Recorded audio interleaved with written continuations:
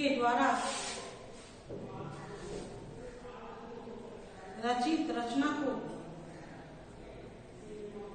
जिनका शीर्षक है धूल। लेखक रामविलास शर्मा ने अपने धूल शीर्षक पाठ में धूल की महत्ता का वर्णन बताया है कि धूल कितनी काम की चीज है या कितना महत्वपूर्ण है।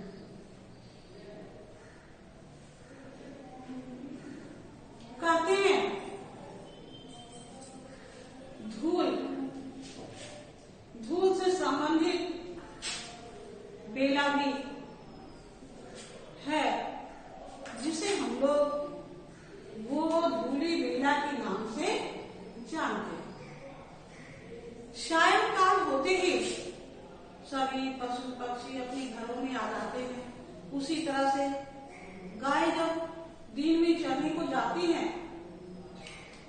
सूर्यास्त के समय वे फिर वापस अपने घर को लौट आती है।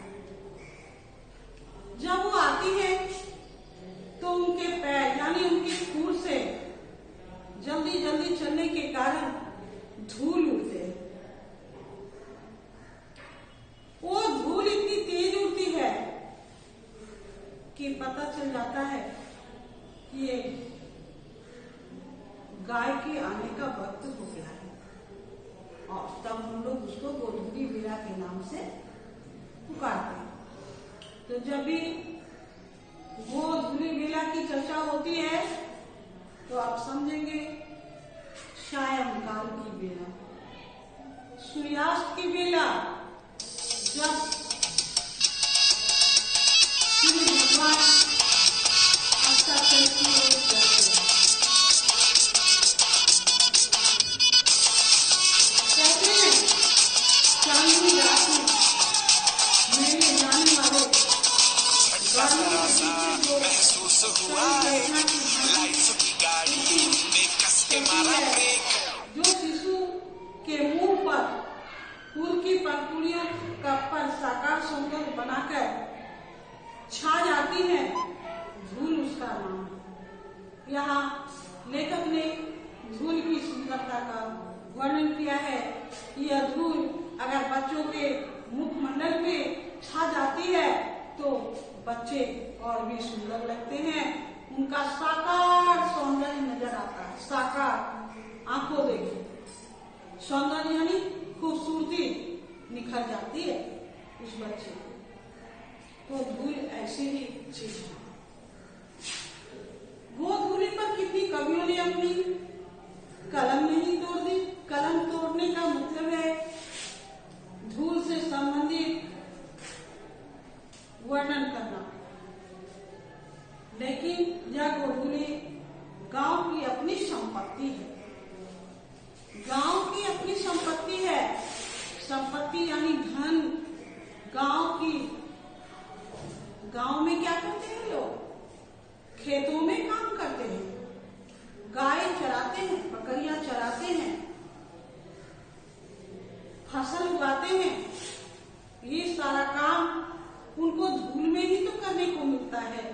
इसलिए धूल को गांव की संपत्ति की संज्ञा दी गई है। जो शहरों के बाटे नहीं पड़े। क्या शहर में वो धूल आपको नजर आती है? हम लोग वाकिफ नहीं होते, उससे परिचित नहीं होते हैं, क्योंकि न तो शहर में खेत है, न ही लोग गाय बकरी रखते हैं। इसलिए गांव की संपत्ति क्या है?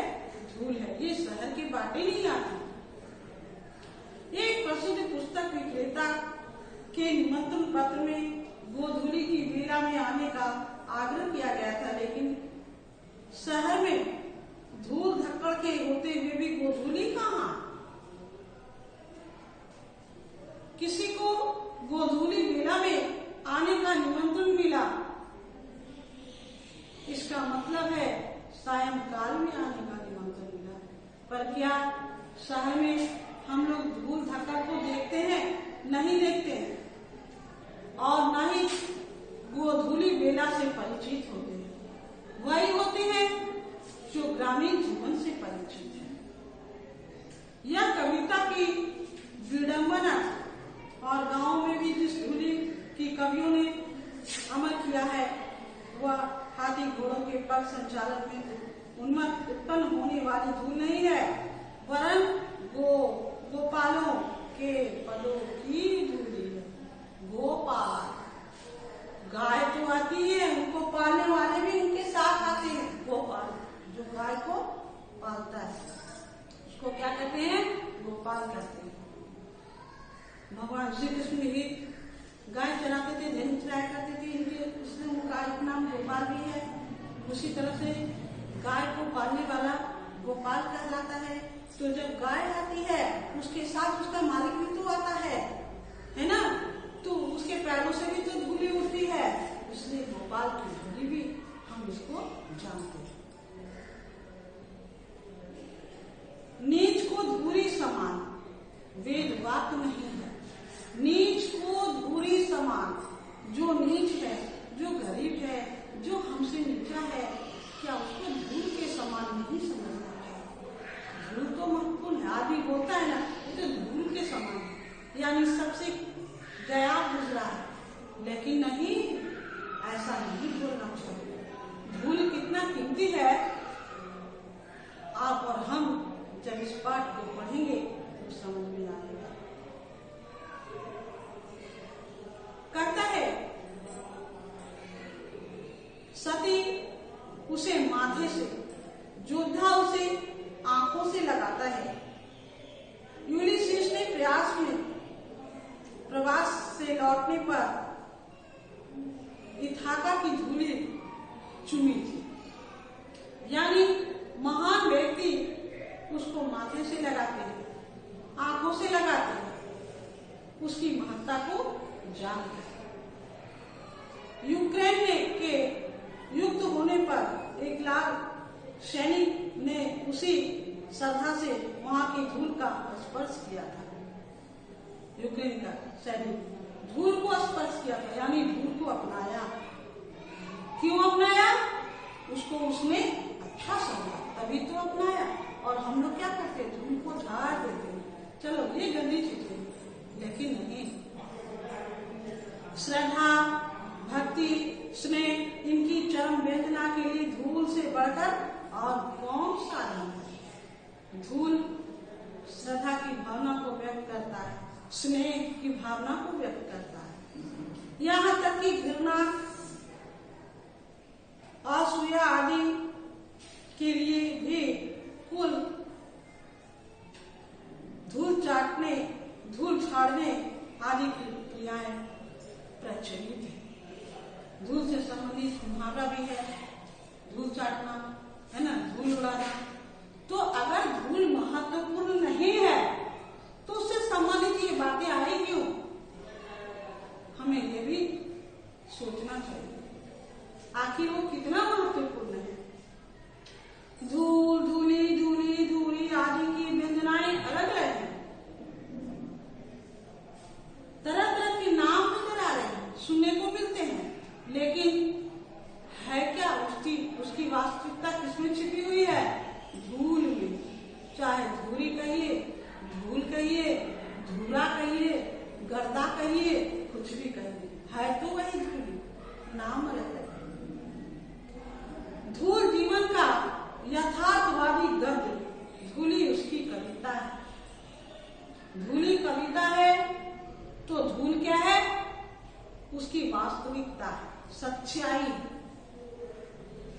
धूली छायावादी दर्शन है जिसकी वास्तविकता संदिग्ध है, और धूली लोक संस्कृति का नवीन जागरण है। लोक संस्कृति का, हमारी सभ्यता संस्कृति में धूली जो है बड़ा महत्वपूर्ण है।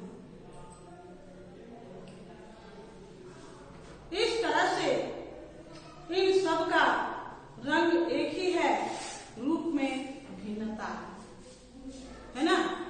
रंग क्या है? एक है, पर रूप क्या है? इसमें इसकी भिन्नता है, रूप अलग अलग है।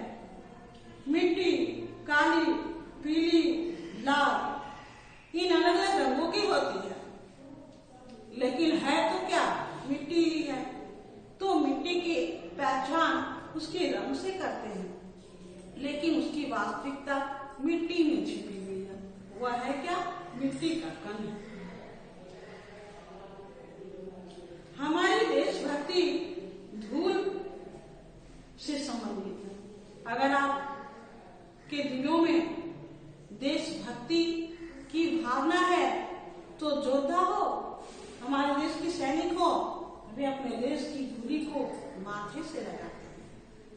तो धूली आपको यह बताती है कि उसकी महत्ता बहुत अधिक है।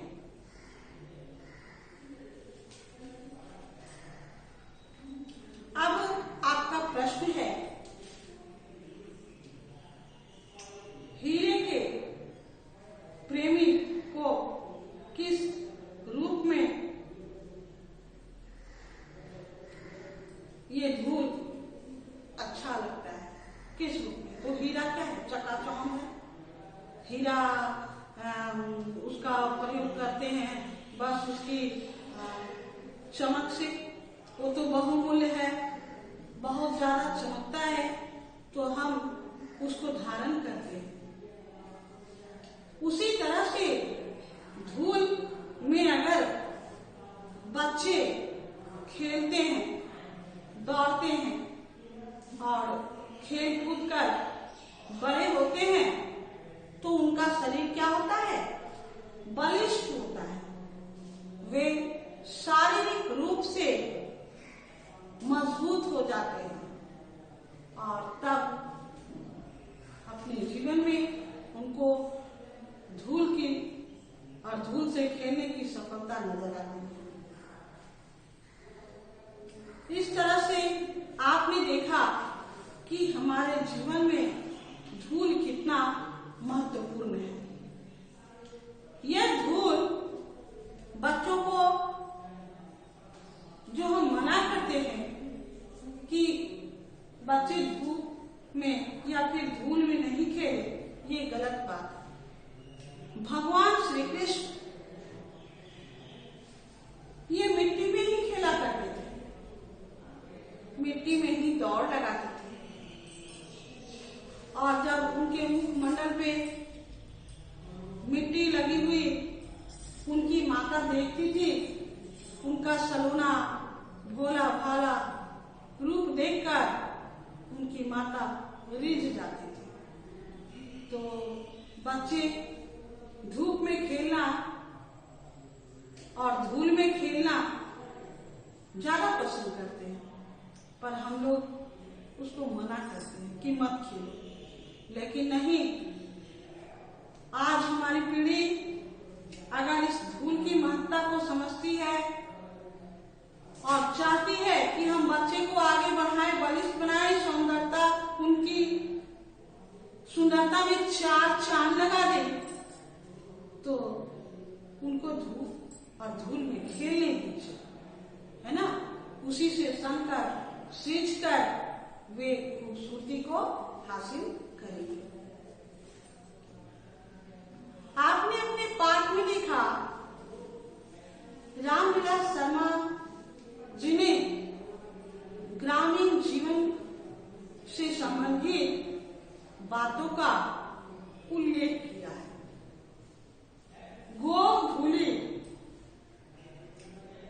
गोधूली बेला के संबंध में यदि आपको व्याख्या करने को मिलता है, यदि कहा जाता है कि गोधूली बेला की व्याख्या करें, तब आप क्या लिखेंगे? गोधूली बेला वह बेला है जो ग्रामीण गांव के जीवन से संबंधित है और ये शाम की बेला है। शहर के लोग इनसे अनभिज्ञ होते हैं क्योंकि उनके पास तो गाय बकरी है नहीं और वे नहीं जानते कि गाय कब चल कर आती हैं। बस गाय बकरी चलती है तो उसके साथ जो गोपाल आते हैं उनके पैरों से जो धूली उड़ती है वही क्या है, गोधूली बेला है, अस्ताचल की बेला है, सूर्यास्त की बेला है, गाय बकरियों मवेशियों के आने की बेला है। इस तरह से आप गोधूली बेला की व्याख्या करेंगे। कहते हैं मिट्टी की वास्तविकता, मिट्टी की वास्तविकता उसके रूप रंग से नहीं, उसके धूल कण में है। मिट्टी को हम लाल पीले रंगों में देखते हैं। क्या हर जगह की मिट्टी एक जैसी होती है? जब आप ज्योग्राफी पढ़ते हैं, भूगोल पढ़ते हैं, तो मिट्टी की बनावट के संबंध में आपको जानकारियां हासिल होती हैं। तरह तरह की मिट्टी होती है, काली मिट्टी, दोमट मिट्टी, लैटराइट मिट्टी, पंकीली मिट्टी, बलुआही मिट्टी, पीली मिट्टी। तो ये मिट्टी के अनेक रूप हैं, अनेक रंग हैं, पर उसकी वास्तविकता क्या है?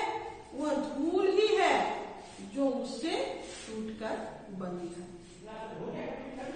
तो आप जानते हैं मिट्टी की वास्तविकता क्या है? उसके धूल कणों से है। मिट्टी की वास्तविकता उसके धूल कणों से है और वो धूल कण मिट्टी से संबंधित है। इसलिए अपने देश की मिट्टी को क्या करेंगे? हम माथे से लगाएंगे। लेखक ने धूल और मिट्टी में क्या क्या अंतर बताया है? लेखक ने धूल और मिट्टी में क्या क्या अंतर बताया है? अंतर समझते हैं ना, डिफरेंस को कहते हैं। कहीं एक दूसरे से कहीं कोई बात अलग हो जाती है, वही अंतर है। तो मिट्टी और धूल के अंतर को कैसे समझाया है? तो मिट्टी तो हम उसका कलर यानी रंग को देखकर पहचानते हैं, पर उसके बारीक कण को हम क्या कहते हैं? धूल कहते हैं। इसी मिट्टी में फसल होती है, इसी मिट्टी में हम बड़े होते हैं, और यह धूल जिसमें बच्चे खेलकर बलिष्ठ बनते हैं। तो लेखक ने मिट्टी और धूल में यही अंतर बताया है। अब है अखाड़े की मिट्टी की क्या विशेषता होती है? अखाड़ा जहां युद्ध किए जाते हैं, कुश्ती लड़ी जाती है, इसकी मिट्टी की विशेषता यही होती है कि जब पहलवान लड़ाई लड़ते हैं, कुश्ती लड़ते हैं, तो वहां गिरते हैं, अपने शरीर पे तेल की मालिश करते हैं, उनका धूल कण उनके शरीर में लगता है, वे धूल धूसरित हो जाते हैं। और जब वे कुश्ती लड़ते हैं तो लड़ते लड़ते उनके शरीर पे पसीना आ जाता है, उनका शरीर पसीने से चमकने लगता है, और उसी पसीने में जब वो नीचे गिरते हैं तो वो धूल सट जाती है। तो अखाड़े की मिट्टी की विशेषता ये होती है कि उसी धूल से सनकर वह पहलवान पहलवानी करता है, अपनी ताकत को आजमाता है, दूसरे के सामने दिखाता है कि हम कितना ताकतवर है। अगर वो अखाड़े की मिट्टी में कुश्ती नहीं लड़े, वो धूल कण उसके शरीर में नहीं लगे, तो पहलवानी कहाँ से करेगा?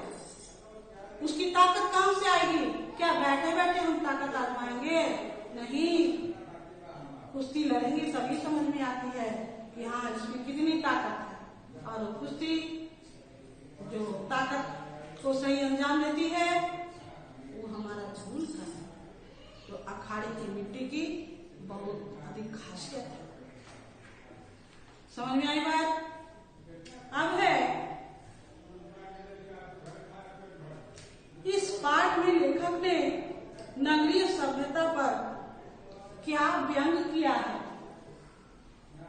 व्यंग यानी हंसी मजाक। क्या व्यंग किया है? नगरीय सभ्यता, नगरीय सभ्यता और ग्रामीण सभ्यता।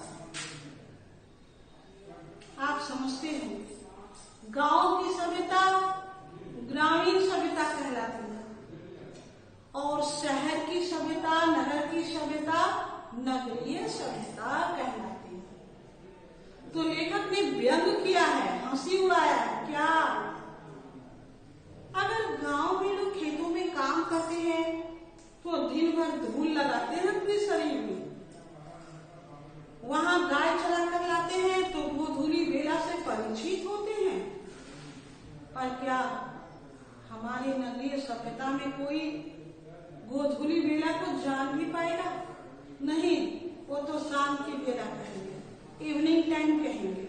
शहरी सभ्यता में तो पढ़ रहे हैं। तो नगरीय सभ्यता का व्यंग करते हुए लेखक ने कहा है कि ये नगर के लोग गोधूली बेला से परिचित नहीं है, वे उनकी वास्तविकता को नहीं जानते, वे उनसे परे हैं, अनभिज्ञ है, अननोन है, उनको पता नहीं है गोधूली बेला क्या है। कभी आपको कोई इनविटेशन इनवाइट करता है, इनविटेशन कार्ड में अगर लिखा है गोधूली बेला तो सोचिए सायंकाल की बेला है, पर शहर में तो नहीं। शहर के लोग गोधूली बेला का प्रयोग करते ही नहीं है, इसलिए वे उनसे अनभिज्ञ है। यही लेखक ने व्यंग किया है। लेखक बाल कृष्ण के मुंह पर छाई गोधूली को श्रेष्ठ क्यों मानता है? अब बताइए, लेखक बाल कृष्ण के मुख पे छाई गोधूली को श्रेष्ठ क्यों मानता है? तो मैंने पहले ही बताया आपको कि जो गाय पालता हो उसको गोपाल कहते हैं। गो मतलब गाय, पाल मीन्स पालने वाला, उसको गोपाल की संज्ञा दी जाती है। तो श्री कृष्ण का एक नाम गोपाल भी है, चूंकि वे गाय को चराने जाते हैं। आपने भगवान श्री कृष्ण के पद में सुना होगा कि मैया मोरी मैं नहीं माखन खाई। भगवान श्री कृष्ण से जब उनकी माता जिक्र करती हैं कि गोपियों ने आकर शिकायत की है कि तुमने माखन खाया है, क्या ये सच बात है? तो वे क्या जवाब देते थे कि हम जो है माखन नहीं खा रहे हैं, है ना। गोर भयो गयन के पाछे मधुबन मोही पठाए। मैं तो जैसे सुबह होती है गाय लेकर चला जाता हूँ गायों को चराने के लिए, आप तो मुझे गाय को चराने के लिए भेज देते हैं। तो यहाँ आपको क्या पता चलता है कि भगवान श्री कृष्ण गाय चराते थे, तभी तो उन्होंने गायों की चर्चा की है। और गाय जब वो चराते होंगे और चराते थे तो स्वाभाविक है वे गायों को लेकर गोधूली बेला में आते भी होंगे। तो गोधूली बेला में जब उनके पांव से धूल उड़ती थी और गायों के खूर से जो धूल उड़ती थी वे उनके मुख मंडल पे छा जाते थे। इस समय उनका मुख मंडल और भी निखर उठता था, इसीलिए लेखक ने इसको श्रेष्ठ माना है। उनकी सुंदरता में और चार चांद लगाते थे। भगवान श्री कृष्ण तो सुंदर थे ही, सलोने भी थे, और जब उनके मुख मंडल पे ये धूल का कण लग जाता था तो उनकी सुंदरता और निखर जाती थी, बढ़ जाती थी। इसलिए लेखक ने इनको श्रेष्ठ माना है। जो आपकी सुंदरता बढ़ाए वो श्रेष्ठ है कि नहीं है, इसकी वास्तविकता इसी में है। नेक्स्ट प्रश्न है, धूल पाठ का मूल भाव स्पष्ट कीजिए। धूल पाठ का मूल भाव स्पष्ट कीजिए। इसका मूल भाव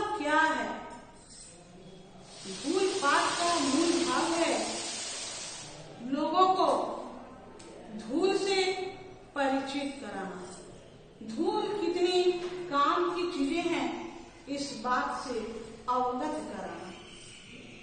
कुछ लोग ऐसे हैं धूल की महत्ता को नहीं समझते।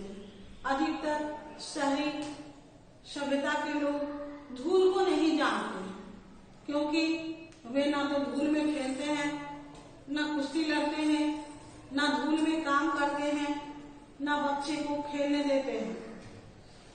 तो इस तरह से लेखक ने जो धूल की महत्ता को समझाया है ग्रामीण जीवन के माध्यम से, तो धूल की महत्ता को अगर आप नहीं समझेंगे तो आप कैसे परिचित होंगे उसकी वास्तविकता से। तो धूल की महत्ता को समझाने के लिए लेखक ने इस पाठ के माध्यम से हम मानव तक धूल के संबंध में बतलाया है कि धूल है क्या। आप उसको झाड़िए नहीं, हटाइए नहीं, खेलिए कूदिए, अपने सर से लगाइए, उसका तिलक कीजिए। आप देशभक्त हैं, आपकी देशभक्ति की भावना है, आप अपने मातृभूमि को दिलो जान से चाहते हैं, तो उसके धूल को अपने शरीर पे लगाइए, अपने माथे से तिलक कीजिए। यही इसका मूल भाव है।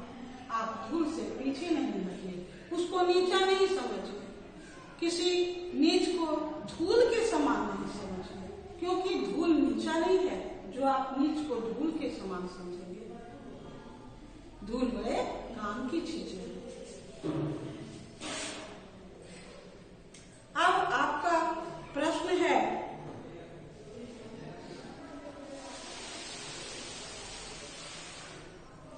लेखक ने धूल, धूली, दूरी और गोधूली की व्यंजनाओं को स्पष्ट किया। यह धूल, धूली धूल का ही पर्याय है। हम मिट्टी के छोटे छोटे कण को धूल के नामों से जानते हैं। वह बस धूल ही है, लेकिन उसका नाम क्या है? अलग अलग है। धूल कहिए, धूली कहिए, गर्दा कहिए। इस तरह से लेखक ने धूल को समझाया है। ग्रामीण परिवेश में प्रकृति धूल के कौन कौन से सुंदर चित्र प्रस्तुत करती है। कहते हैं ग्रामीण परिवेश में, ग्रामीण मतलब ग्रामीण जनजीवन में प्रकृति धूल के कौन कौन से सुंदर चित्र प्रस्तुत करती है। प्रकृति हमारी कुदरत, आप जो देखते हैं पेड़ पौधे, नदी, तालाब, खेत खलिहान, बाग बगीचे, उसमें प्रकृति ने धूल को किस तरह से सुंदर चित्र के रूप में प्रस्तुत किया। तो देखिए ग्रामीण जीवन के लोग प्रातः काल होते ही अपने खेतों की ओर चले जाते हैं, अपने खेतों में काम करते हैं। उनको इसकी परवाह नहीं होती कि हमारा शरीर गंदा हो रहा है, हमारे वस्त्र गंदे हो